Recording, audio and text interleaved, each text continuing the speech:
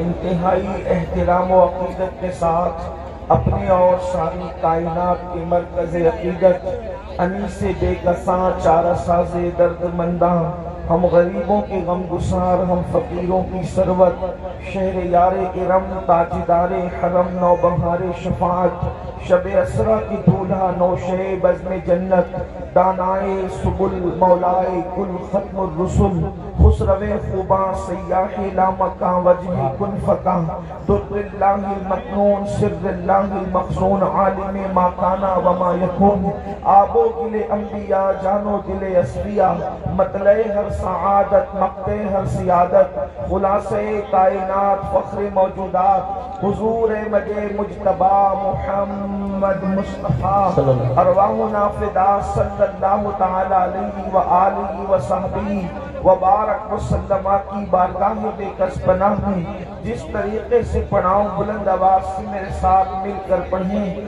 الصلاۃ والسلام علیک یا رسول اللہ، اور بلند آواز سے مجمع جتنا ہے اگر آواز اتنی بلند ہو تو کیا بات ہے، الصلاۃ والسلام علیک یا نبی اللہ، الصلاۃ والسلام علیک یا حبیب اللہ، وعلی آلک واصحابک یا نور اللہ، صلی اللہ تعالی علیہ وسلم۔ ذرے جھڑ کر تیری پیزاروں کے، ذرے جھڑ کر تیری پیزاروں کے، تاج سر بنتے ہیں سیاروں کے، اور ہم سے چوروں پہ جو فرمائیں کرم، خلعت زر بنے پشتاروں کے، اور تن من دھن تیرے قدم پر وارے، کیا نصیبیں ہیں تیرے یاروں کے، اور صدق و عدل و کرم و ہمت نے، صدق و عدل و کرم و ہمت نے 400 شہرے ہیں ان چاروں کے، اور بحر تسلیم علی میدان میں، بحر تسلیم علی میدان میں سر جھکے رہتے ہیں تلواروں کے، تو کیسے آقاؤں کا بندہ ہوں رضا، بول بالے میری سرکاروں کے۔ آج کی یہ محفل حضور امان ملت کے زیر سرپرستی اصلاح عقائد و اعمال کے حوالے سے انعقاد پذیر ہے، اور آپ نے مجھ سے پیشتر بڑے بڑے علماء، خطبہ اور دانشوروں کو سماعت کر لیا ہے۔ تھوڑی دیر کے لیے مجھے بھی حکم ہے، اللہ پاک کی بارگاہ میں دعا ہے کہ آیہ کریمہ کے جس حصے کی تلاوت کرنے کا شرف حاصل کیا گیا ہے، اللہ پاک اس کے متعلق مجھے حق کہنے اور آپ سب کو حق سن کر اس پر عمل کرنے اور اسے عام کرنے کی توفیق عطا فرمائے۔ ماہ محرم الحرام کا آغاز ہو چکا ہے، اور پوری دنیا کے اندر ذکر امام عالی مقام کی محفلیں یقیناً آج پہلی شب ہی سے اس کا آغاز ہو چکا ہوگا۔ میرے آقا صلی اللہ علیہ وآلہ وسلم کے دیوانوں، کربلا ایک عظیم پیغام ہے انقلاب کا۔ دنیا کے کسی بھی انقلاب کو کربلا کے بعد اگر انقلاب کا جذبہ اور شوق ملا ہے تو وہ میدان کربلا سے ملا ہے۔ محنتیں بدر، احد، خندق اور خیبر میں کی گئی، ان محنتوں کی تحفظ کی جو جنگ ہے اسے جنگ کربلا کہتے ہیں۔ صحابہ کرام کی محنتوں کو تحفظ فراہم کرنے کے لیے امام عالی مقام امام حسین علیہ جدی علیہ السلام نے اپنا گھرانہ لٹایا۔ داستان کربلا ہم ہر سال سنتے ہیں، بار بار سنتے ہیں، لیکن آپ سے میں پوچھنا چاہتا ہوں، ہم نے اتنی مرتبہ کربلا کو سنا، بلکہ کربلا شریف کی محفلیں منعقد کی، اور انشاءاللہ یہ قیامت تک منعقد ہوتی رہے گی، لیکن آپ سے پوچھنا چاہتا ہوں کہ ہم نے کربلا کو سننے کے بعد اپنے اندر انقلاب کیا پیدا کیا، اپنے اندر تبدیلی کیا پیدا کی۔ آئیے آج کربلا کے حوالے سے ایک بات آپ کی خدمت میں رکھی جائے، امید کرتا ہوں کہ بہت توجہ سے آپ سماعت کریں گے۔ کربلا کی جو جنگ تھی تھی ایک نظریاتی جنگ تھی، یعنی دو نظریے آپس میں دوسرے سے ٹکرائے، اور پھر آج 14ویں صدی کے بعد یعنی تقریباً جو ہے وہ 15ویں صدی کے اندر ہم لوگ کس کے ساتھ کھڑے ہیں؟ یاد رکھیں یزیدی کسی کو کہنا ہمارے معاشرے میں بہت بڑی گالی سمجھی جاتی ہے، اور وہ گالی ہونا بھی چاہیے۔ یاد رکھیں یزیدی بھی اگر اس کو یزیدی کہہ دیا جائے تو وہ چڑ جاتا ہے، یعنی کہ یزیدی بھی جو قلبی طور پر یزیدی ہے وہ اپنے آپ کو یزیدی کہلانا گوارا نہیں کرتا۔ مگر آج کی اس محفل کے اندر جس میں ہزاروں کی تعداد میں یہ سروں کا سمندر ہے اور اس میں اکثریت نوجوانوں کی ہے، تھوڑی دیر کے لیے ہم اپنا احتساب کریں۔ یہ نظریاتی جنگ ہے۔ نظریاتی جنگ کسے کہتے ہیں؟ اللہ اکبر، یعنی دو شخصیتیں نہیں بلکہ دو نظریے آپس میں ٹکرائے اور نظریے کے لیے جنگ کی گئی، تو اس میں ہم کس کے ساتھ کھڑے ہیں؟ ایک ساتھ ہے سیدنا امام حسین کی۔ یہ بات بھی آپ سے کہہ دوں، حسین صرف چند فٹ کے کسی شخصیت کا نام نہیں ہے، حسین مکمل نظریے کا نام ہے، حسین جو ہے یہ مکمل فکر کا نام ہے، حسین پاک ایک مکمل انجمن کا نام ہے، حسین پاک جو ہے وہ مکمل ایک مسلک کا نام ہے، حسین پاک اللہ اکبر جوہد مسلسل کی دعوت پیغام کا نام ہے، حسین پاک اللہ اکبر غیرتوں کی آبرو کے تحفظ کا نام ہے، حسین پاک اسلاف کی محنتوں کے تحفظ کا نام ہے۔ تو ہم لوگ کس کے ساتھ کھڑے ہیں؟ امام حسین کے ساتھ کھڑے ہیں، یا پھر یزید بھی چند فٹ کے کسی ایک انسان کا نام صرف نہیں ہے بلکہ یزید بھی ایک نظریے کا نام ہے۔ ہم کس کے ساتھ کھڑے ہیں؟ اللہ اکبر، جو لوگ یزیدی نظریے کے ساتھ کھڑے ہیں لاکھ اپنے آپ کو حسینی کہہ لیں، وہ حسینی ہو نہیں سکتے۔ اب یہ نظریات کیا ہے؟ تھوڑی دیر میں تاریخ کے حوالے سے آپ کی خدمت میں پہلے یزید کا نظریہ پڑھتا ہوں اور اس کے بعد امام علی مقام کا نظریہ پڑھتا ہوں۔ میں نہیں کہوں گا کسی کو، آپ نہیں کہیں گے کسی کو کہ حسینی کون ہے، یزیدی کون ہے۔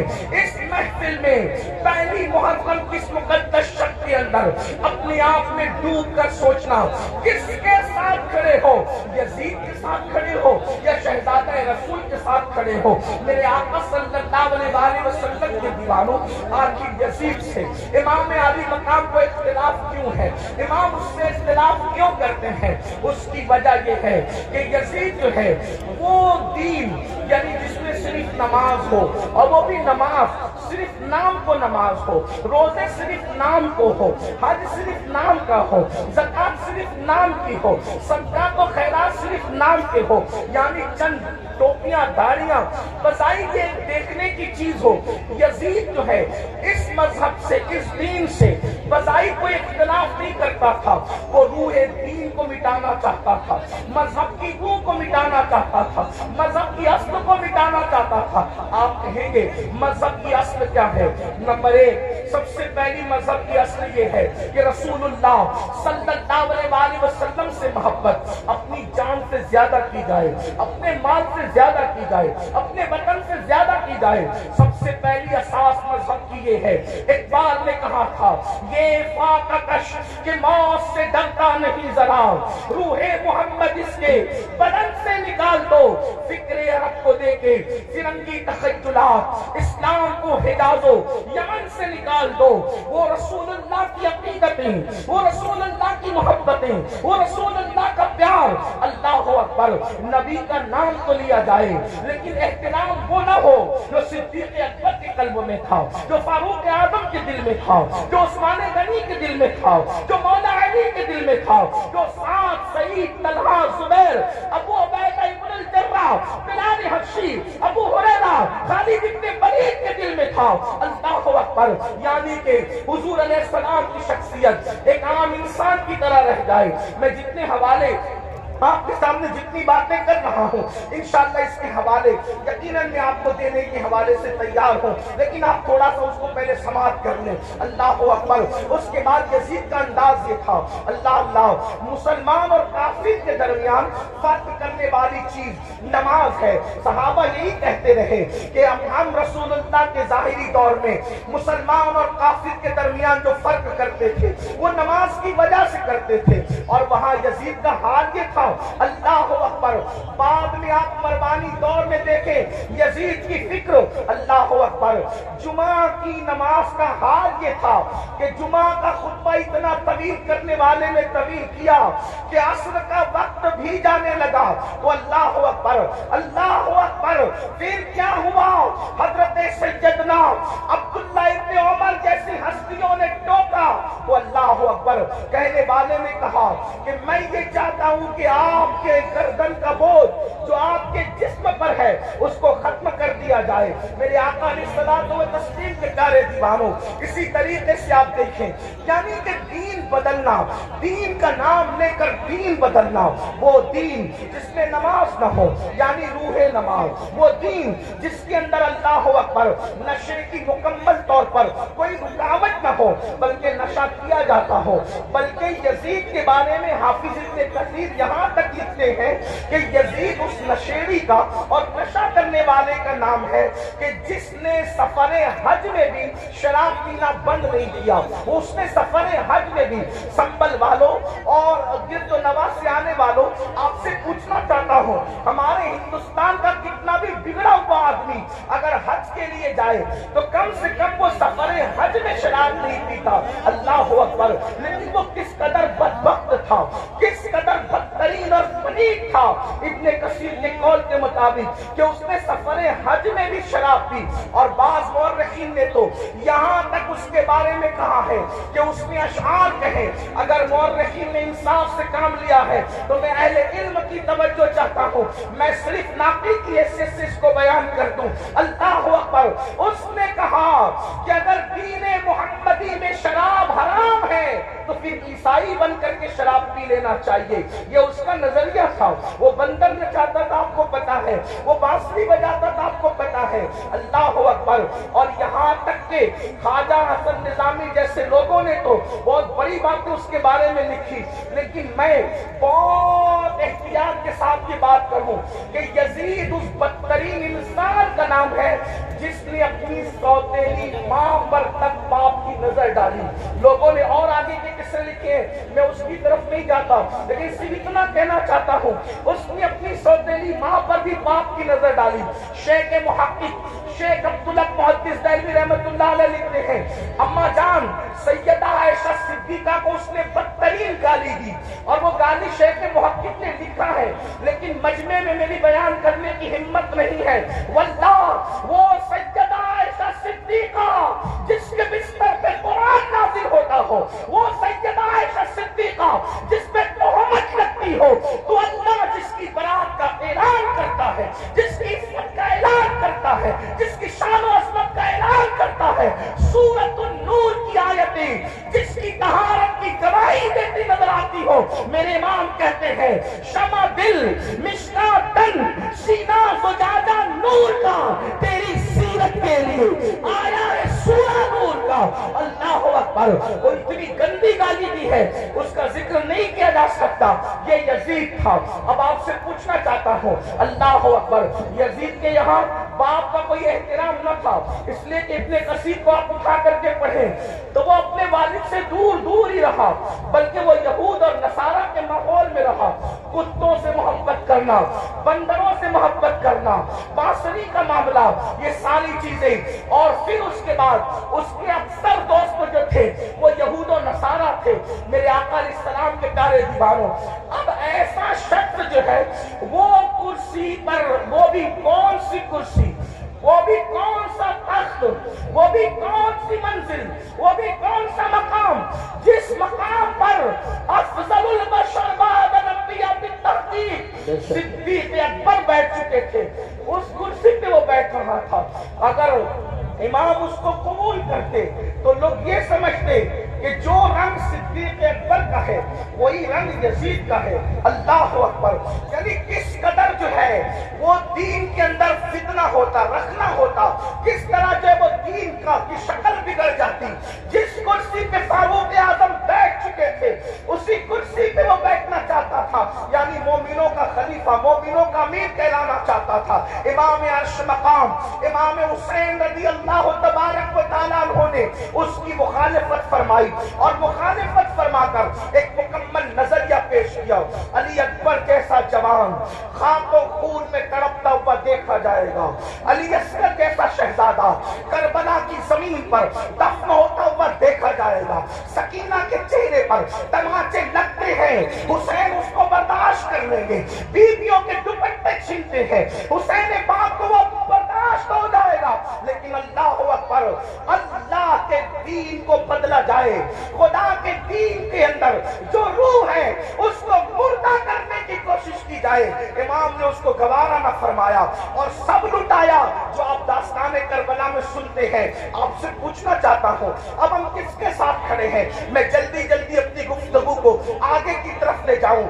یزید کے یہاں زنا کوئی عیب نہیں تھا، اور امام حسین کے یہاں زنا کا نام سن کر بھی بدن کے رونگٹے کھڑے ہوتے ہیں کہ کیا لوگ ایسا گناہ بھی کر سکتے ہیں جسے زنا کہتے ہیں۔ آپ سے پوچھنا چاہتا ہوں اگر آج کوئی زنا کے اڈے کی طرف جا رہا ہے اور اس کے ماتھے پر بل بھی نہیں ہے اور وہ بے حیائی اور بدی میں ڈوبا ہے، تو آپ سے پوچھنا چاہتا ہوں وہ نظریاتی طور پر کس کے ساتھ کھڑا ہے؟ امام حسین کے ساتھ کھڑا ہے یا پھر یزید کے ساتھ کھڑا ہے؟ بڑی معذرت کے ساتھ اگر برا لگے تو معاف کرنا، کڑے پہننے کا نام حسینیت نہیں ہے، ڈورے ہاتھوں میں باندھنے کا نام حسینیت نہیں ہے، رنگ برنگی کپڑا پہننے کا نام حسینیت نہیں ہے، 10 دن کے محرمی بننے کا نام حسینیت نہیں ہے۔ حسینیت کیا ہے؟ حسینیت یہ ہے اگر دین کے تحفظ کے لیے گھر لٹانا پڑے تو گھر لٹا دو، اولاد لٹانا پڑے تو اولاد لٹا دو، حتیٰ کہ جان بھی قربان کرنا پڑے تو جان بھی قربان کر کے بتا دو، جانے نہیں ہے، اللہ کا دین ہے۔ اللہ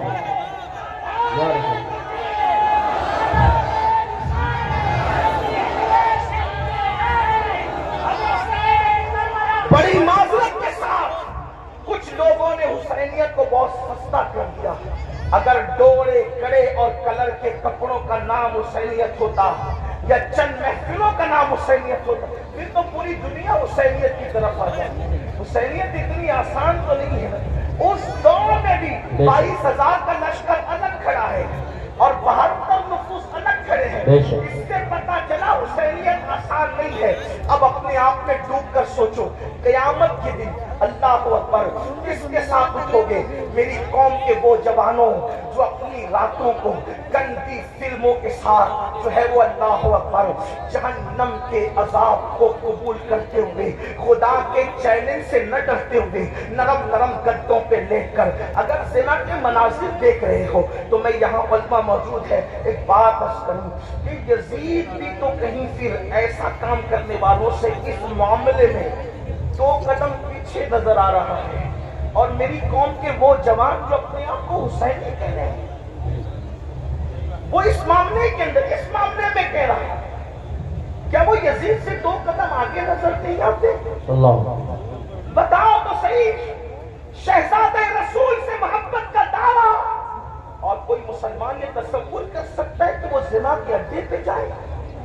وہ زنا جس کے بارے میں اللہ کے رسول صلی اللہ علیہ وسلم کہتا، نبی نے فرمایا کہ قیامت کے دن زانیوں کو آگ کے کپڑے پہنائے جائیں گے، آگ کا کرتا پہنایا جائے گا، اور ان کی شرمگاہوں پر جہنم کی آگ بھڑکائی جائے گی۔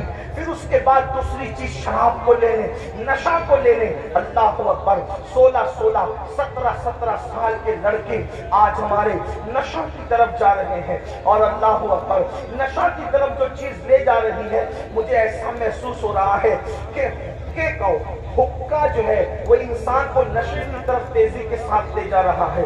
میں حقے پر کوئی حکم تو نہیں لگا رہا ہوں, ویسے کہ کوئی میں مفتی بھی نہیں ہوں کہ میں حقے پر کوئی حکم لگاؤں. حکم بیان کرنا میرا کام نہیں. میں ایک چھوٹا سا طالب علم ہوں, اصلاح معاشرہ کی محفل میں صرف دل کا درد لے کر کے آیا ہوں. ابتدا حقے سے ہوتی ہے, حقہ تو کوئی حرام نہیں. اس طرح کی لوگ بات کرتے ہیں, پھر دھیرے دھیرے سگریٹ پر آتے ہیں, اور سگریٹ کے اندر پھر کیا کیا لگا کے پیا جاتا ہے مجھ سے زیادہ آپ لوگ جانتے ہیں, اور آپ لوگوں سے ہی ہم تک باتیں پہنچتی ہیں. اور پھر دھیرے دھیرے انسان ایم بی کا, نشے کا, اور خدا جانے کس کس چیز کا عادی ہو جاتا ہے. آپ سے پوچھتا ہوں, یزید بھی نشہ کر رہا ہے, آپ بھی نشہ کر رہے ہیں, اور یزید کے اور آپ کے نشے میں فرق کیا ہے؟ اللہ اکبر. شاید یزید نے ایم ڈی وغیرہ کو خواب میں بھی نہیں دیکھا ہوگا. اللہ اکبر. اندازہ فرمائے کس طرف جا رہے ہو. اللہ اکبر. امام علی مقام علی جدی والی سلام کے سامنے یہ چیلنجز تھے. آپ اپنی قوم کو جرائم سے بچانا چاہتے تھے, آپ اپنی قوم کو گناہ سے بچانا چاہتے تھے. جانتے ہیں اللہ کے رسول صلی اللہ علیہ وسلم نے بستیوں کے اجڑنے اور گھروں کے اجڑنے کے لیے جو بات بیان فرمائی ہے اس کو دل کے کانوں سے سنے.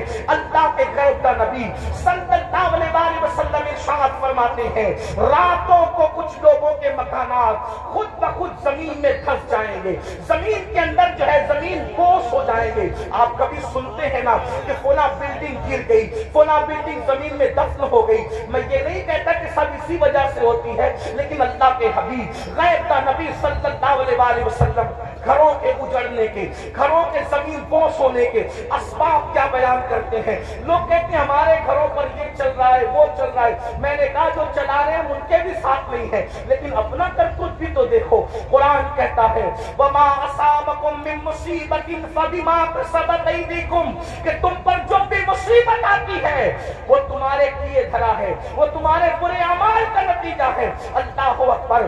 کیا ہوا؟ آقا ارشاد فرماتے ہیں صلی اللہ علیہ وسلم کہ کچھ لوگوں کے مکان راتوں رات زمین پہ گر جاتے ہیں, زمینوں میں دھس جاتے ہیں. صحابہ نے پوچھا یا رسول اللہ اس کی وجہ کیا ہے؟ آقا فرماتے دو گناہ جب گھروں کے اندر کیے جاتے ہیں, دو گناہ جب عمارتوں کے اندر کیے جاتے ہیں تو گھروں کو زمین میں دھسا دیا جاتا ہے, گھروں کو زمین بوس کر دیا جاتا ہے. پوچھا یا رسول اللہ وہ کیا ہے؟ فرمایا ایک موسیقی ہے, میوزک ہے. جس گھر میں میوزک بجتا ہے اور جس گھر میں شراب پی جاتی ہے, راتوں رات ان گھروں کو زمین میں دھسا دیا جاتا ہے. اب آپ مجھے بتاؤ, کانوں میں ایئر فون لگا کر راتوں کے 3-4 بجے تک میوزک سننے والوں, کیا تمہیں اپنے گھروں سے پیار نہیں ہے؟ تمہیں اپنے گھروں سے محبت نہیں ہے؟ تمہیں اپنے گھروں سے الفت نہیں ہے؟ اور پھر اللہ کے حبیب علیہ السلام فرماتے ہیں جس نے دنیا میں شراب کا ایک گھونٹ پیا اور توبہ نہیں کی, جب وہ مرے گا تو مرنے وقت اس کی زبان پہ کلمہ جاری نہیں ہوگا, وہ کلمے سے محروم رہے گا. اور یہاں تک کہ حضرت مالک الدینار فرماتے ہیں میں نے کئی نشہ کرنے والوں کو کفر پر مرتے دیکھا ہے. اللہ اکبر. حضرت عمر ابن عبدالعزیز کہتے ہیں میں نے کئی نشہ کرنے والوں کو کفر پر کافر ہو کر مرتے دیکھا ہے. اللہ کے بندو ذرا غور تو کرو. پھر تیسری چیز لیتے ہیں نماز کے حوالے سے. 95% لوگ نماز نہیں پڑھتے ہمارے معاشرے کا, اور لوگ آسانی سے کہہ دیتے مولانا ہمیں ٹائم نہیں ملتا. بلکہ عاشور کے شب میں بھی, جس میں جمعرات ہی کو جنگ ہو رہی تھی کربلا کی, اکثر مورخین کہتے ہیں جمعرات کو ہی جو وہ جنگ کا آغاز کر دیا تھا. امام پاک نے پوچھا غازی عباس سے, عباس کیا کر رہے ہیں لوگ؟ کہا وہ تو جنگ شروع کرنے کی بات کرتے ہیں. کہا ان سے کہہ دو کہ ہمیں نماز بہت پسند ہے, ہمیں تلاوت بہت پسند ہے, ہمیں کریا اللہ کے لیے کرنا بہت پسند ہے, ذکر اذکار بہت پسند ہے. وہ جنگ تو ہونی ہے لیکن ایک رات کی وہ ہمیں مہلت دے دیں تاکہ آنے والی رات شب عاشور ہے اس پہ ہم اللہ کی عبادت کریں, کریا وزاری کریں. آپ سے پوچھتا ہوں امام تو مہلت لے رہے ہیں عبادت کے لیے, اور اللہ رب العزت نے ہمیں پوری زندگی دی ہے, عبادت کی طرف نہیں آتے. کتنی سادگی سے انسان کہتا کہتا ہے مولانا ٹائم نہیں ملتا، مجھے بتاؤ ہم سے بڑھ کر کے مکر کون کر رہا ہے؟ ہم کہتے ہیں ٹائم نہیں ملتا، اگر تلاوت کے لیے ٹائم نہیں ہے تو گھنٹوں گھنٹوں واٹس ایپ پر وقت کے لیے کیسے ٹائم ملتا ہے؟ اگر اللہ کی عبادت کے لیے ٹائم نہیں ہے تو فیس بک پر یوٹیوب پر گھنٹوں گزارنے کے لیے ٹائم کیسے ملتا ہے؟ دوستوں کے ساتھ گپ شپ کرنے کے لیے ٹائم کیسے ملتا ہے؟ یاد رکھیے اللہ کے بندو، کب تک عیاشیاں کرتے رہو گے؟ کب تک جرائم کرتے رہو گے؟ کب تک خدا کے غضب کو چیلنج کرتے رہو گے؟ کب تک اللہ کے عذاب کو دعوت دیتے رہو گے؟ کب تک خدا کے عذاب سے غفلت برتتے رہو گے؟ یاد رکھنا اللہ نے کسی کو بہت لمبی عمر ہمیشہ کے لیے نہیں دی ہے، آخر موت ہے موت، آخر موت ہے موت۔ جب اس نے محبوبوں کو موت دی ہے تو پھر مردودوں کا کیا حال ہوگا؟ جب اس نے مقربین کو موت کا مزہ چکھایا ہے تو دور رہنے والوں کا کیا حال ہوگا؟ یاد رکھنا جس دن روح کا رشتہ جسم سے ٹوٹ جائے گا اس دن سوائے پچھتاوے کے کچھ ہاتھ نہیں آئے گا۔ اللہ اللہ، جب لوگوں کے درمیان بیٹھتے ہو تو ولیوں کی طرح باتیں کرتے ہو، اور جب تنہائیوں میں ہوتے ہو تو شیطان کا ننگا ناچ بن جاتے ہو۔ یہ منافقت نہیں ہے تو اور کیا ہے؟ زبان کچھ اور کہے اور کردار کچھ اور کہے۔ قرآن کہتا ہے لما تقولون ما لا تفعلون، وہ کیوں کہتے ہو جس پر خود عمل نہیں کرتے؟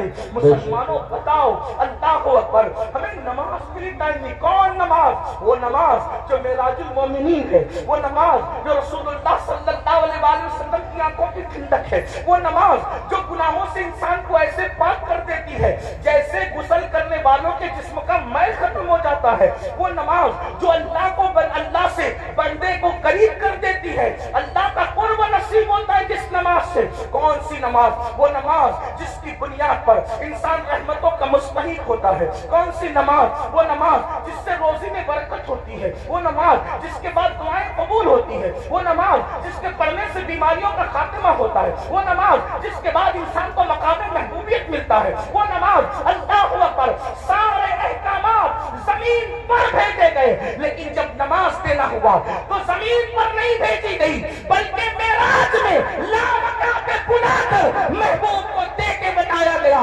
سارے احکامات اپنی جگہ ہے لیکن نماز کا معاملہ اپنی جگہ ہے۔ اسی لیے بزرگوں نے فرمایا، اللہ کے رسول علیہ السلام فرماتے ہیں کہ سب سے پہلے قیامت میں نماز کے بارے میں پوچھا جائے گا۔ اگر نماز کا معاملہ آپ کا کلیئر ہوا تو سارے معاملات کلیئر کر دیے جائیں گے، اور اگر نماز کے معاملے میں اٹک گئے، نماز کے معاملے میں پھنس گئے تو پھر انسان بچ نہ سکے گا۔ آپ مجھے بتائیں، ہمیں اللہ سے ڈر نہیں لگتا؟ جس قیامت کے دن کے بارے میں کعب احبار کہتے ہیں اگر 70 انبیاء کے برابر بھی کوئی اعمال بفرض محال لے کر کے پہنچے تو بھی وہ اپنے اعمال کو حقیر جانے گا، حقیر۔ آپ سے پوچھتا ہوں کیوں وقت نہیں نکالتے؟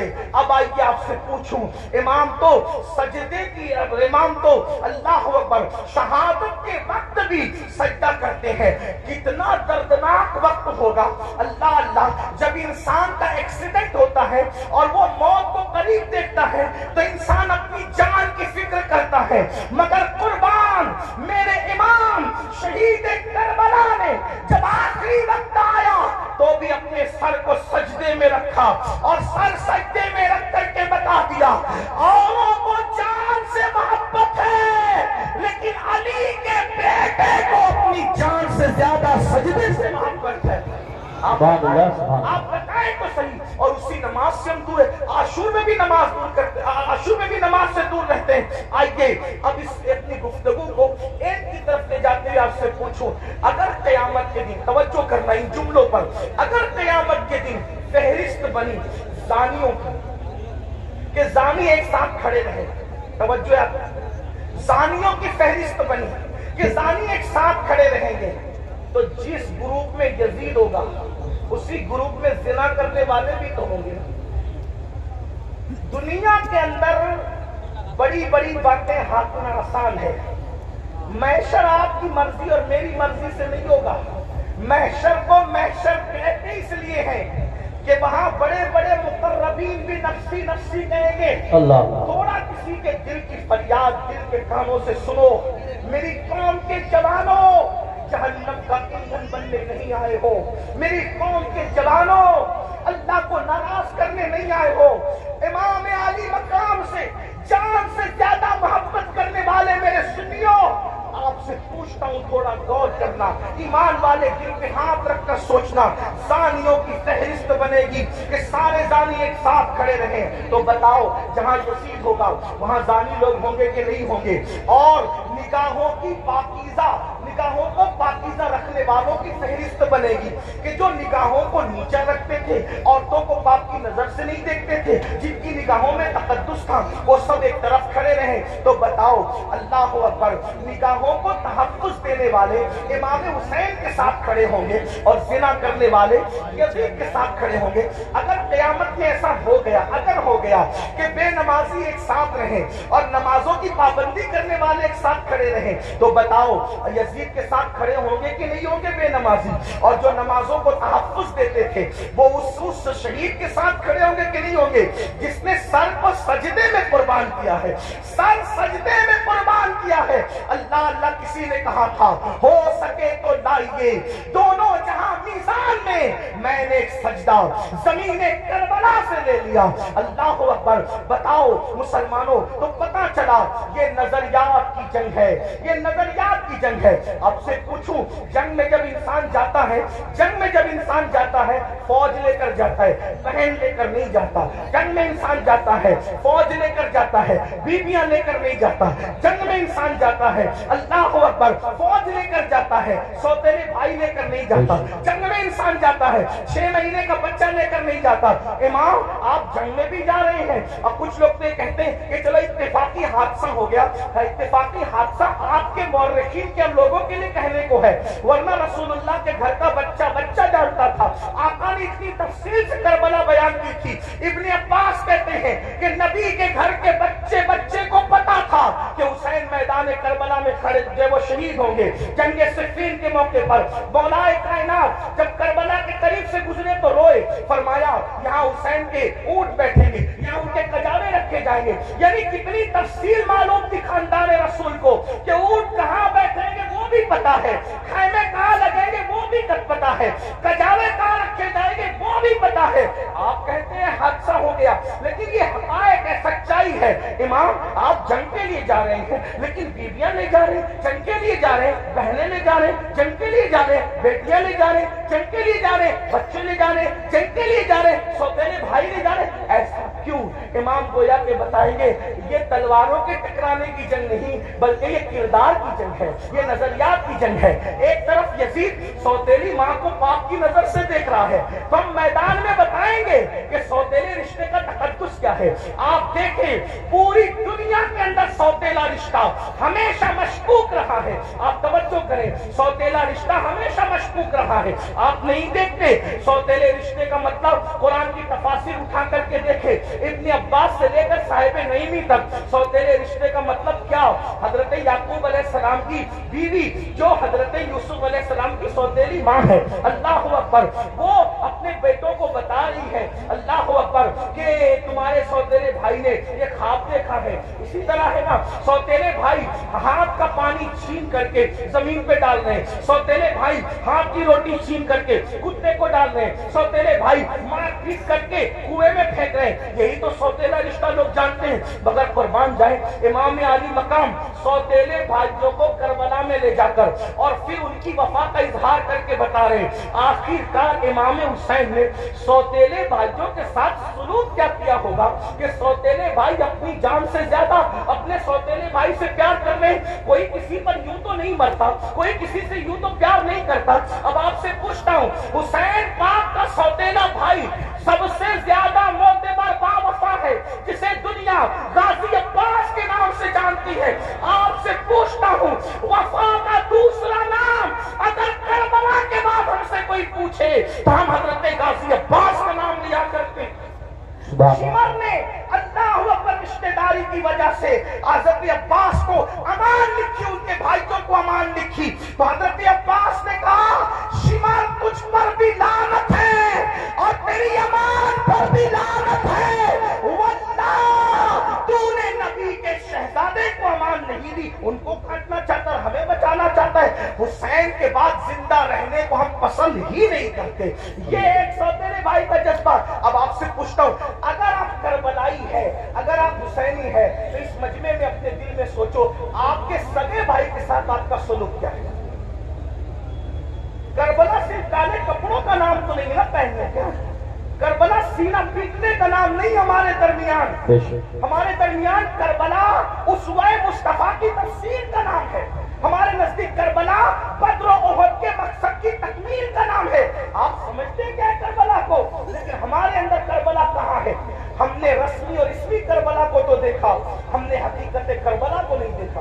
بتاؤ آپ اور ہمارا جذبہ بھائی کے بارے میں کیا ہے؟ یہی نا اس کا کھیت ہڑپ کر لیا, اس کا حصہ ہضم کر لیا, اس پر کیسٹنگ کر دیا, اس کے خلاف کھڑے ہو گئے.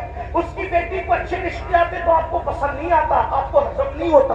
بتائیں تو صحیح, اس کے گھر میں بیٹے ہی بیٹے پیدا ہوں تو آپ کو تکلیف ہوتی ہے. یہ آپ کا معاملہ سگے بھائی کے لیے, اور وہاں سوتیلے بھائی کے ساتھ انداز کیا ہے سرکار غازی عباس کے ساتھ دیکھیں. پھر اس کے بعد امام اپنی بہن کو کربلا میں لائے. جب امام کسی کی کوئی بات نہیں مانتے, توجہ کرنا, جب امام کسی کی کوئی بات نہیں مانتے تو سیدہ زینب کھڑی ہو کے کہتی ہے بھیا یہ کر لو, بھیا یہ کر لو. بہن کی کوئی بات نہیں ڈلتی. گویا کہ حسین بتا رہے وہاں بہن کا کوئی تقدس نہیں ہے, اور یہاں بہن کے تقدس کا عالم یہ ہے کہ بظاہر اگر حضرت امام کے اپنی فکر کے خلاف بہن بات کر رہی ہے تو امام اس کو ہی مانتے نظر آ رہے. کس نے نہیں کہا تھا کہ علی اصغر کو لے جائیں اور یزیدیوں سے کہہ کے پانی پلا دیں؟ امام نے سب کو منع کیا, لیکن جب بہن آئی اور بہن نے کہا میرے لیے چلے جائیں, میں کہہ رہے ہوں آپ چلے جائیں, تو مورخین لکھ رہے ہیں بہن کی بات مان کر امام یزیدیوں کی طرف جاتے ہوئے نظر آتے ہیں. حالانکہ یہ امام پاک رضی اللہ تبارک و تعالیٰ کی شان ہے کہ یزیدیوں کے ہاتھوں سے ان کے شہزادہ والا تبار میں پانی نوش نہیں فرمایا, وہ تو شہید ہو گئے. لیکن آپ سے پوچھتا ہوں بہن کے بارے میں امام علی مقام کا حال یہ, بیویوں کی موجودگی میں قیادت کا جھنڈا خاندان نبوت کا کسی کے ہاتھ میں دیتے ہیں, بیٹیوں کی اور بیویوں کی موجودگی میں اس کو بہن کہتے ہیں. بتاؤ امام تو بہن سے اتنا پیار کرتے ہیں. ہمارا اور آپ کا بہنوں کے ساتھ کیا تعلق ہے؟ ہمارا اور آپ کا بہنوں کے ساتھ کیا رشتہ ہے؟ آپ بتائیں مجھے. اگر بہن گھر آ جائیں 4 بچوں کو لے کر تو بھائی اور بھابھی بات کرتے ہیں, کھلائیں گے کہاں سے؟ حیرت کی بات یہ ہے جس قوم کی سوچ فکر حسین سے اس قدر گر جائیں, پھر کیا اس قوم کے لیے یہ نہ کہا جائے کہ وہ نام کے لیے تو حسینی بنی ہے لیکن افکار کے اعتبار سے وہ کہیں نہ کہیں یزیدیت کا شکار ہے. میرے آقا صلی اللہ علیہ وسلم کے دیوانوں جانتے ہیں بہن کا مقام کیا ہے, بہن کا مرتبہ کیا ہے, اور یہ اللہ کے رسول علیہ السلام سے سیکھا. آقا علیہ السلام کی کوئی حقیقی بہن نہ تھی, لیکن جب جنگ حنین کے موقع پر اللہ اکبر حنین کے اندر وافر مقدار میں کثیر مقدار میں جب وہ غنیمت کا مال آیا تو اس وقت تو ایک خاتون آئی اور آنے کے بعد کہا اے محمد میں آپ کی بہن ہوں, میں آپ کی بہن ہوں. حضور علیہ السلام کو اس بہن سے جدا ہوئے تقریباً کم و بیش آدھی صدی بیت چکی تھی. اللہ کے حبیب علیہ السلام نے کہا تم میری بہن ہو, نام کیا ہے؟ کہا میرا نام شیمہ ہے, میں حلیمہ کی بیٹی ہوں. آقا علیہ السلام نے فرمایا شیمہ کو تو جانتا ہوں, حلیمہ کو بھی جانتا ہوں, میری وہ ماں ہے رضائی ماں, لیکن شیمہ تم میری بہن اور تم ہی ہو, اس کی نشانی تمہارے پاس کیا ہے؟ اللہ کیا نشانی مجھے بتاؤ. تو حضرت شیمہ کہتی ہے ایک بات ایسی ہے جو صرف تم اور میں جانتے ہیں, تیسرا کوئی نہیں جانتا ہمارے سوا. کہا وہ کون سی؟ تو آقا علیہ السلام سے انہوں نے عرض کیا ایک دن میں آپ کو کہیں لے جانا چاہتی تھی, ایک دن میں آپ کو کہیں لے جانا چاہتی تھی, آپ آنا نہیں چاہتے تھے, میں نے زبردستی کی, گود میں چھینا.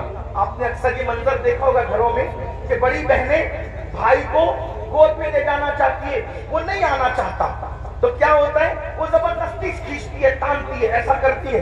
تو شیمہ کہتی ہے آپ نہیں آنا چاہتے تھے, میں لے جانا چاہتی تھی, میں نے زبردستی کی تو آپ نے میرے کندھے پر دانت کاٹ لیا تھا اور وہ دانت کاٹنے کا نشان اب بھی موجود ہے۔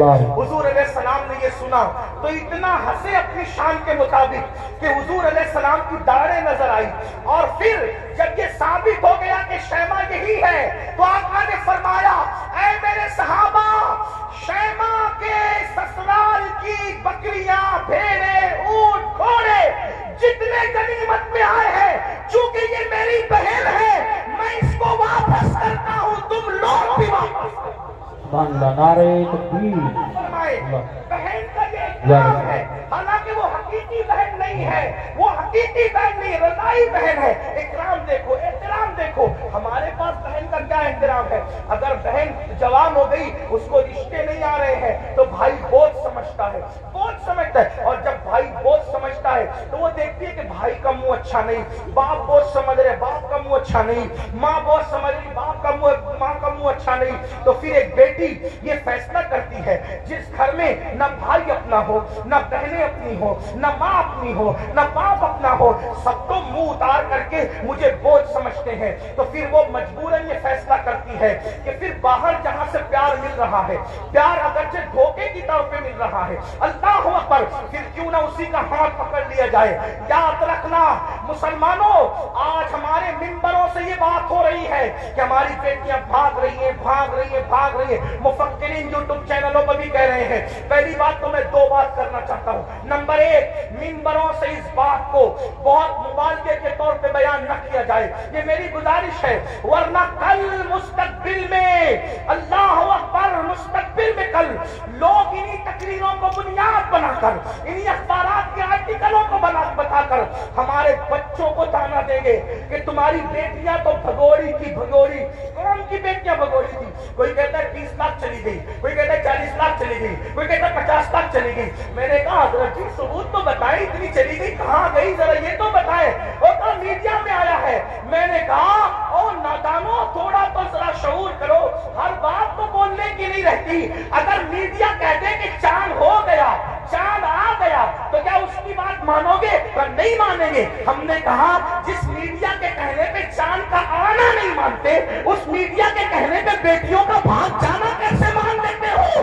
واللہ آج بھی مسلمانوں کی بیٹیوں میں اتنی غیرت ہے کہ کسی اور کی ماں میں اتنی غیرت نہیں ہے۔ لیکن کہیں کچھ کہی ہے، کہیں کچھ کہی، میں جانتا ہوں، انکار نہیں کر رہا ہوں، کہیں کچھ کہی ہے، لیکن کون گئی ہے؟ وہ گئی ہے خدیجۃ الکبریٰ کا کردار جس نے نہیں سیکھا۔ کون گئی ہے؟ عائشہ صدیقہ کا کردار جس نے نہیں سیکھا۔ کون گئی ہے؟ سیدہ فاطمہ الزہرا کا کردار جس نے نہیں سیکھا۔ کون گئی ہے؟ سیدہ زینب کا کردار جس نے نہیں سیکھا۔ وہ چند گئی ہے، لیکن یاد رکھنا ہم اتنا مبالغہ نہ کریں، اس لیے کہ باتیں ہوتی ہے، حقیقتیں ہوتی ہے۔ اللہ اکبر، اپنی باتوں کو دلچسپ بنانے کے لیے پوری قوم کی آبرو کا ہم سودا نہ کریں، تھوڑا سا ہمیں خیال کرنا ہوگا۔ اور ایک بات کہتا ہوں، لیکن چلے چل گئی تو گئی، ایک بات کہتا ہوں بہت پورے یقین سے کہتا ہوں، علماء موجود ہیں، میرے مخدوم بھی موجود ہیں، سادات کرام بھی موجود ہیں۔ اللہ اکبر، جب تک مسلمان بیٹی کو جنت سمجھتا تھا اس وقت تک ہماری بیٹیاں گھر سے کبھی نہیں بھاگی تھی۔ جب سے مسلمان نے بیٹی کو بوجھ سمجھا ہے، اب ہماری بیٹیاں گھروں سے جا رہی ہیں، اگر جا رہی چند تو بوجھ سمجھا اس لیے جا رہی۔ بیٹیوں کو بوجھ نہ سمجھو، بیٹیاں بوجھ نہیں ہے، جنت ہے۔ بیٹیاں بوجھ نہیں ہے، جنت ہے۔ بہنیں بوجھ نہیں ہے، جنت ہے، اس لیے ان کی خدمت کرو۔ کیا لوگوں کو یہ نہیں پتا اللہ کے سچے رسول صادق و مصدوق نے فرمایا بیٹی کی پرورش کرنے والا اور میں محمد جنت میں اتنے قریب ہوں گے جیسے یہ دو انگلیاں قریب ہیں۔ آپ سے پوچھ لوگ کہتے ہیں حضرت ایسا تعویذ دے ہمیشہ برکت رہے۔ میں نے کہا بیٹی اس تعویذ کا نام ہے قیامت تک برکت رہے۔ وہ کیسے؟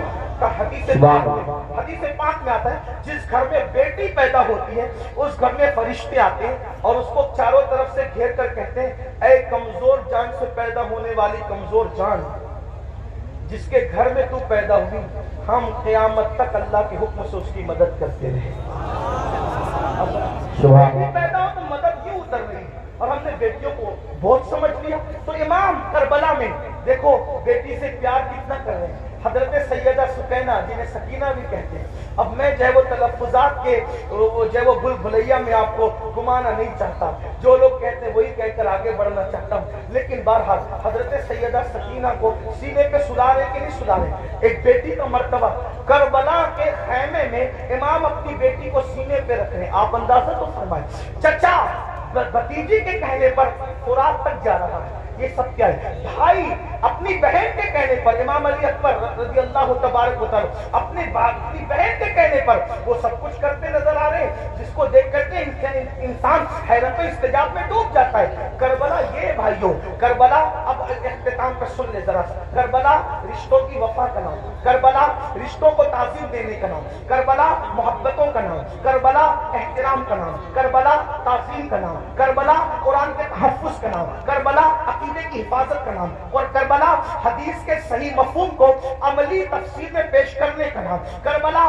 قرآن مقدس کے سانچے میں ڈھل جانے کا نام, کربلا شراب سے نفرت کا نام, کربلا زنا سے نفرت کا نام, کربلا جوے سے نفرت کا نام, کربلا بانسری میوزک اور موسیقی کے مکمل خاتمے کی جود مسلسل کا نام, کربلا سجدوں کے لیے انسان کیا کیا قربانی دے سکتا ہے, اس پیغام میں خاموش کا نام کربلا ہے. اب آپ سے پوچھتا ہوں, ہم نے کربلا سے سیکھا کیا؟ وہی گناہ میں مبتلا, وہی جرائم میں مبتلا, وہی بلاؤں میں مبتلا. ایک بات یہ بھی کہہ دوں اختتام پر, خاص طور پر آخر میں بات کرتے کرتے مسلمانوں ایک بات آپ سے کہہ دوں, کربلا تو صحابہ کرام کی قربانیوں کے تحفظ کا نام تھا, لیکن آج جب کربلا کا ذکر ہوتا ہے تو انہی صحابہ کو نشانہ بنایا جاتا ہے, انہی صحابہ پہ تبرہ کیا جاتا ہے, انہی صحابہ کو معاذ اللہ یہ اس کے قرار دیا جاتا ہے کہ انہوں نے تو اہل بیت کا حق کسب کیا. اور وہ لڑکے جو جمعہ کی نماز بھی 2 رکعت پڑھ کے بھاگ کر آتے ہیں, ایسے جیسے اسکول کی چھٹی ہونے پر بچے بھاگ جاتے ہیں, وہ صحابہ کے کردار پہ بات کرتے ہیں کہ وہ تو ایسے تھے, وہ تو ویسے تھے. میں پوچھتا ہوں, کس منہ سے صحابہ کو تان کرتے ہو, کس منہ سے صحابہ کی عظمت پر انگلی اٹھاتے ہو؟ 2 رکعت پڑھنے کی اوقات نہیں ہے صحیح سے, اور ان کے لیے انگلی اٹھا رہے ہو جنہوں نے دین کے لیے اپنا مال قربان کیا. آج مسلمان کہلانا آسان ہے, لیکن اللہ اکبر اس وقت جب اللہ اللہ مسلمان کہلائے جانے پر, مسلمان بن جانے پر پٹائیاں ہوتی تھی, پتھر مارے جاتے تھے, کوڑے مارے جاتے تھے, چابک برسائے جاتے تھے, بھوکا رکھا جاتا تھا, سوشل بائیکاٹ کیا جاتا تھا. صحابہ اس وقت کے مسلمان ہیں, ان کے ایمان پر یہ قوم کے لڑکے سوالیہ نشان کھڑا کریں گے جن کو طہارت کے مسائل تک نہیں پتا ہے. آپ سے پوچھنا چاہتا ہوں, وہ صدیق اکبر رضی اللہ تبارک و تعالیٰ عنہ جس نے وہ قربانی دی ہے کہ اللہ کے رسول نے فرمایا, جس نے اسلام کی مدد کی ہے سب کے احسان کا بدلہ ادا کیا جا چکا ہے, سوائے ابو بکر کے احسان کا بدلہ قیامت میں اللہ تبارک و تعالیٰ عطا فرمائے گا. ایسے لوگوں کو راشد کہا جاتا ہے, ایسے لوگوں کو حق طلب کس کا؟ اہل بیت کا. مجھے بتاؤ مسلمانوں, ذرا غور کرو, اس فاروق اعظم کے بارے میں کہا جاتا ہے کہ انہوں نے یہ کیا, یہ کیا, یہ کیا. آپ سے پوچھتا ہوں, فاروق اعظم کا کردار پتا ہے؟ فاروق اعظم کا کردار معلوم ہے؟ فاروق اعظم کے کردار کے بارے میں علم ہے؟ اللہ اکبر. آپ کو وہ سفر یاد ہوگا, آپ وہ سفر جانتے ہوں گے. اللہ اکبر کہ فاروق اعظم مدینہ منورہ سے چلتے, فاروق اعظم مدینہ منورہ سے چلتے اور مدینے سے چلتے ہوئے بیت المقدس جاتے ہیں. ایک ہی اونٹنی ہے, اپنے جوانوں کی خاص توجہ, ایک ہی اونٹنی ہے, غلام ساتھ میں جا رہا ہے. فاروق اعظم غلام سے کہتے ہیں سواری ایک ہے, اس لیے ہم یہ کریں گے, سواری ایک ہے, یہ کریں گے کہ تھوڑی دیر میں بیٹھوں گا, تھوڑی دیر آپ بیٹھنا, پھر میں پیدل چلوں گا, پھر تم بیٹھو گے, تم چلو گے, میں بیٹھوں گا. آپ سے پوچھتا ہوں, بیت المقدس تک غلام کو اس طرح لے کر کے گئے کہ نہیں لے کے گئے؟ آپ بتائیں. بولنے سے پہلے ٹولو, کسی کی بھی بات سن کر کے بکا مت کرو. جو فاروق اعظم ایک غلام کی حق تلفی نہ کریں, جو فاروق اعظم ایک غلام کی حق تلفی نہ کریں, وہ فاروق اعظم اپنی آقا زادی سیدہ فاطمہ الزہرا کی حق تلفی کیسے کر سکتے ہیں؟ آپ جانتے ہیں, کبھی غور تو کیا ہوتا, کبھی سوچا تو ہوتا, جس سے جو سنا وہی بکنا شروع کر دیا. میرے آقا علیہ السلام فرماتے ہیں, میرے اصحاب کو برا مت کہو, میرے صحابہ کو برا مت کہو. उसी करबला की बात करते हुए सहाबा पे तबर्रा किया जाए। मुसलमानों क्या मुंह लेकर के उठोगे? जानते हैं शिफा शरीफ में काजी अयाज रहमतुल्लाहि ताला अलैह लिखते हैं, एक शख्स मर रहा था, उसको मौत आ रही थी, मरते वक्त उसकी जबान पे कलेमा नहीं आ रहा था, अल्लाह अकबर, उसकी जबान पे कलेमा नहीं आ रहा था। उससे पूछा गया कि तू कलेमा क्यों नहीं पढ़ पा रहा है? उसने कहा कि मैं अबू बकर और उमर के गुस्ताखों के साथ बैठा करता था। वो गुस्ताख नहीं था बल्कि गुस्ताखाने शैखैन के साथ बैठता था। अल्लाह अकबर। तो जो गुस्ताखाने शैखैन के साथ बैठे, सिर्फ बैठे, मरते वक्त तो उसकी जबान पे कलेमा नहीं आता, जो गुस्ताखी करे उसका क्या अंजाम होगा? ये दुनिया चंद दिन की है, ये दुनिया चंद लम्हे की है। बंदों की खुशी के लिए अल्लाह को नाराज न करो। वल्लाहु व रसूलुहु अहक्कु अन युर्दू, अल्लाह और उसका रसूल इस बात के ज्यादा हकदार है कि उनको राजी किया जाए। आज ये बहस चल रही है कि कौन कब ईमान लाया था, कौन कब ईमान लाया था। मैंने कहा किसी ने कभी भी ईमान लाया था, ईमान तो लाया था ना, हुजूर ने तो माफ किया था ना, हुजूर ने तो चादर में जगह दी थी ना। जिसको रसूलुल्लाह अमान दे दे, जिसको नबी अमान दे दे, उम्मती को हक क्या है उसको अमान से बाहर करने का। आपसे पूछना चाहता हूँ, इसलिए मुसलमानों अपनी हैसियत में रहो। आला हजरत इमाम अहमद रजा मुहद्दिस बरेलवी फतावा रज़िया शरीफ में लिखते हैं, आलिम रब्बानी की तौहीन करने वाला कुफ्र तक जाता है। जब आलिम रब्बानी की तौहीन करने वाला कुफ्र तक जाता है, जो सहाबा की तौहीन करे, सहाबा को गालियां दे, याद रखना स्टेज पर कुछ भी कहो, कमरे की गुफ्तगू तो अल्लाह सुन रहा है, दिलों का हाल तो अल्लाह देख रहा है। इसलिए उनके लिए दिलों में कीना न रखो, उनके लिए दिलों में अदावत न रखो। मुसलमानों क्या बात है, अगर रसूलुल्लाह ऊंट के चमड़े की नालैन पहन ले तो हम उस नालैन को सर पे रखते हैं। आखिर ऊंट का चमड़ा ना देखा, क्या देखा? रसूलुल्लाह की निस्बत देखी। तो जब रसूलुल्लाह की निस्बत की वजह से ऊंट का चमड़ा सर पे रखा जाता है, तो रसूलुल्लाह की निस्बत की वजह से असहाबे मुस्तफा की ताज़ीम क्यों नहीं की जाती, उनका एहतराम क्यों नहीं किया जाता? लेकिन एक बात ये भी ख्याल रखना, एक तबका वो है कि अल्लाह जो सहाबा को हल्का जान रहा है, सहाबा की बेइज्जती कर रहा है, कमरों में बैठ करके अपने मानने वालों को उनके खिलाफ कान भर रहा है। लेकिन दूसरा तबका वो भी नजर आ रहा है कि जब अहलुल बैत पर कोई गुफ्तगू होती है तो फिर उसका मुंह उतरता है कि ये अहले बैत की फजीलत पढ़ने वाला कोई राफजी तो नहीं हो गया। हम कहते हैं अल्लाह के बंदो, अहले बैत की फजीलत पढ़ना राफजियत नहीं है, बल्कि सहाबा की गुस्ताखी करने का नाम राफजियत है। वरना देखो, अल्लाह अकबर, हमारे जितने बुजुर्गान दीन है सब ने खुल खुल कर, खिल खिल कर सहाबा की असमत भी बयान की और अहले बैत की असमत भी बयान की। आज अगर महफिल में नारे हैदरी लगे तो कुछ लोगों के चेहरे यूं उतरते हैं। हमने खुद मिंबर पे महसूस किया, उनके नाम नहीं जानते वो कौन लोग हैं। अल्लाह अकबर, कि महफिल में अली का नारा लग रहा है, कहीं राफजियों की महफिल तो नहीं। मैंने कहा ये फिक्र सहाबा नहीं है, फिक्रे अहले सुन्नत नहीं है।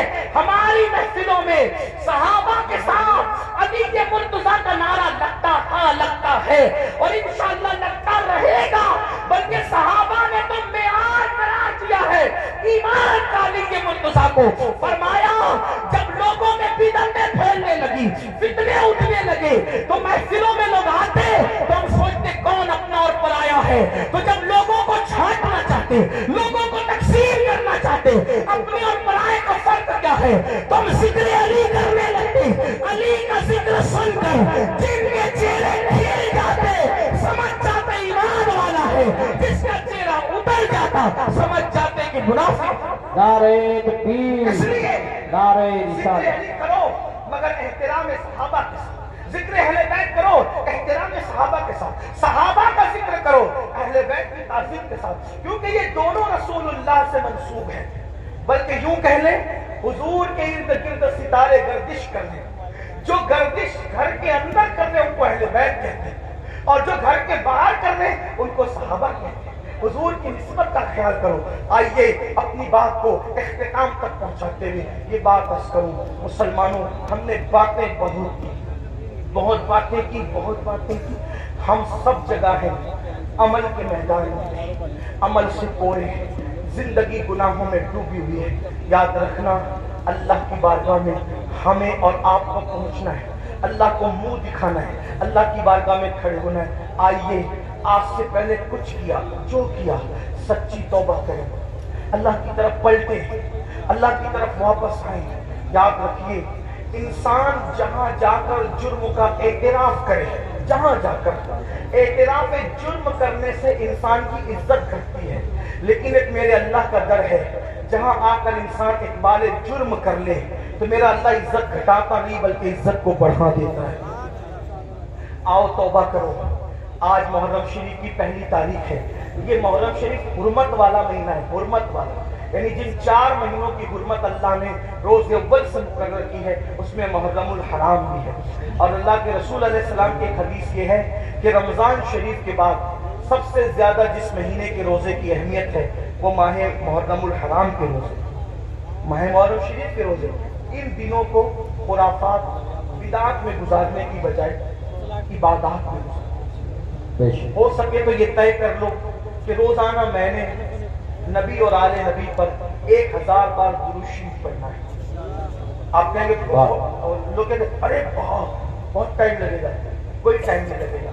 सल्लल्लाहु अलैहि व आलिहि वसल्लम, ये बहुत मुख्तसर दुरूद शरीफ, बहुत मुख्तसर दुरूद शरीफ। अगर इस दुरूद शरीफ को आपने पढ़ा 1000 बार, सिर्फ 20 मिनट का टाइम लगेगा 20 मिनट दुरूद शरीफ को। उसके बाद जैसा कि आपने पहले भी सुना, सदका दो, खैरात दो। और एक बात आपको कहूँ, इसको भी ध्यान से, कि जो हम खुराफात पर और बिदआत पर पैसा खर्चा करते हैं, उस पैसे को उठा के आप वो सादात किराम जो मालदार नहीं है उन पे खर्चा करो, वो उलमाए किराम जो मालदार नहीं उन पे खर्चा करो। इससे क्या होगा? खुराफात और बिदआत के बारे में तवज्जो करो। 2 ग्रुप है, एक ग्रुप कहता है जायज है, ग्रुप कहता है नाजायज है। जो ग्रुप जायज कहता है वो भी सिर्फ जायज ही कहता है, ना फर्ज कहता है, ना वाजिब कहता है, ना सुन्नत कहता है, नहीं कहता ना। जो जायज साबित भी कर ले खुराफात को तो सिर्फ जायज ही कह सकेगा, फर्ज नहीं कह सकेगा, वाजिब ही कह सकेगा। लेकिन भाइयों, अपने मुसलमान भाई की मदद करना तो अल्लाह ने हम पे फर्ज किया है, बल्कि यहां तक फरमाया कि जब तक तुम अपने मुसलमान भाई की मदद करते रहोगे अल्लाह तुम्हारी मदद करेगा। और आपको बताऊं, खास तौर पे सादात की खिदमत, वो जो मालदार नहीं है, मुस्तहिक है, ये नहीं कहता गरीब है, मेरे अंदर इतनी हिम्मत नहीं कि मैं किसी सैयद को गरीब कहूं, लेकिन सादात जो मालदार नहीं है, मालदार अगर आप उनकी खिदमत करें तो होगा क्या? 2-3 बातें सुन ले, बात खत्म करें। हजरत सैयदना अब्दुल्ला इब्न मुबारक रज़ी अल्लाह ताला हज को जा रहे हैं, हज का इरादा, और हज के इरादे में आपने ये तय किया कि मैंने हज को जाना है, पूरी तैयारी हो गई, इरादा बन गया हज को जाना है। अब्दुल्ला इब्न मुबारक को पता चला कि मेरे पड़ोस में एक सैयद साहब रहते हैं और वो इस वक्त थोड़ा परेशान हाल है, हालात के सताए हुए और हालात के मारे हुए। तो उन्होंने सोचा कि पड़ोसी है, सैयद है, मैं उनके नाना के यहाँ जाऊं, मैं हज के लिए जाऊं और इनको भूखा प्यासा तड़पता बिलखता छोड़ के जाऊं। तो उन्होंने क्या किया, इस साल हज नहीं करेंगे, इंशाअल्लाह आइंदा फिर कभी देखेंगे। हज की पूरी रकम उठाकर उस सैयद साहब को दे दिया और उसके बाद आंसू पोंछते हुए, अब सब्र करते हुए रह गए। जब हज से काफिला वापस आया तो लोग मुलाकात करते थे, तो अब्दुल्ला इब्न मुबारक लोगों को कहते थे मुबारक हो हज, तो लोग भी कहते थे अब्दुल्ला आपको भी मुबारक हो, आपको भी मुबारक हो। हज़रत अब्दुल्ला इब्न मुबारक सोचते, या अल्लाह मैं गया नहीं, लेकिन जो आता है मुझे हज की मुबारकबाद देता है। इसी फिक्र में थे, आंख लगी तो ख्वाब में गैब से निदा आई, कोई कहने वाला कहता है अब्दुल्ला इब्न मुबारक, तूने मेरे नबी के शहजादे की मदद के लिए हज को मुलतवी कर दिया, तो तेरी ये अदा इतनी पसंद आई कि हमने तेरा हम शक्ल एक फरिश्ता पैदा किया है जो क़यामत तक तेरी तरफ से हज करता रहेगा और उसका सवाब तुझे मिलता रहेगा। सुभान अल्लाह, सुभान इसलिए खुराफात की तरफ खर्च करने की बजाय अपने सादात जो मुस्तहिक है उनके लिए खर्च करो। ऐसे सादात हैं میں نے کئی جگہ دیکھا، کوئی سبزی بیچ رہا ہے، کوئی آٹو چلا رہا ہے، کوئی چائے بیچ رہا ہے، ان کے بچوں کی اسکول کی فیس نہیں ہے بھرنے کے لیے، ان کی بچیوں کی شادی کے لیے پیسے نہیں ہے. یہ ساری چیزیں مسلمانوں ہمیں اس کی طرف غور، ترجیحات کی طرف غور کیجئے، جہاں خرچ کرنے کا زیادہ فائدہ ہے اس کی طرف. بلکہ امام اہل سنت ایک حدیث لکھتے ہیں، آئیے اس حدیث کو بھی سنیں. کہتے ہیں کہ میرے آقا علیہ السلام نے فرمایا کہ جس نے بنو ہاشم پر احسان کیا، ان کی خدمت کی، ان کی مدد کی، آقا فرماتے مجھ پر واجب اور لازم ہے کہ جس نے بھی میری آل کی خدمت کی، مدد کی، نصرت کی، حمایت کی، محبت کی، آقا فرماتے مجھ پہ واجب ہے، لازم ہے کہ اس کا صلہ میں اس کو قیامت میں دوں گا جب وہ مجھ سے ملے گا.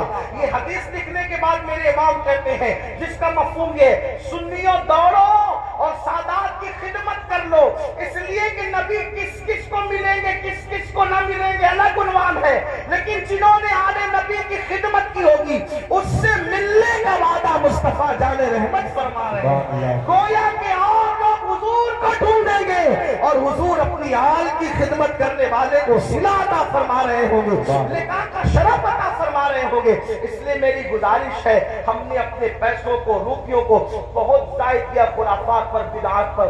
کیا خرافات ہے، کیا بدعات ہے؟ اپنے علاقے کے مستند معتبر علماء اور مفتیان کرام کے پاس بیٹھو اور بیٹھ کر کے سیکھو کہ کن خرافات سے اور بدعات سے بچنا ہے اور کون سی چیزیں اہل سنت و جماعت سے ہیں. جیسے کہ لوگ تو شربت پلانے کو بھی بدعت کہہ دیتے ہیں. آپ سے کہتا ہوں کہ بھائی شربت پلانا کون سی بدعت ہے؟ میرے امام لکھتے ہیں وہ بھی کا دلیل بھی فرمایا جب کتے کو پانی پلانے پہ جنت مل سکتی ہے تو امام عالی مقام کے نام پہ اگر مومنوں کو شربت پلایا جائے تو پھر اس کا صلہ کیا ہوگا؟ یہ ساری چیزیں کرتے رہیے. اللہ تعالیٰ سے دعا ہے اللہ ہم سب کو توفیق دے. گفتگو کے درمیان اگر کوئی غلطی ہو جائے تو اللہ تعالیٰ معاف فرمائے. استغفر اللہ رب